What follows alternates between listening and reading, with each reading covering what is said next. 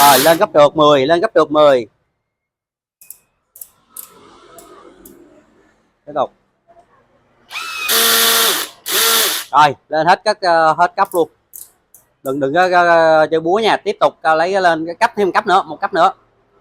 Rồi ok bắn đi. Ồ đúng, thật sự nếu mà anh em mà để ở cấp độ mạnh nhất của con khoan á, thường nếu mà không cẩn thận thì có gì đó mình gắn thêm cái tay cầm phụ để đảm bảo được cái khả năng làm việc của máy nó không bị tác hại tới cánh tay chúng ta nha. Còn máy khoan cấp trượt thì anh em mình thấy rồi đó, máy khoan cấp trượt từ cấp 1 cho tới cấp 20 là có cấp trượt nha anh em. Khi ở chế độ khoan và chế độ khoan búa thì chế độ cấp trượt sẽ mất đi, anh em lưu ý giùm em hai điểm cuối cùng nha. Đây, hai chế độ này là hai chế độ khoan mất cấp trượt nha anh em.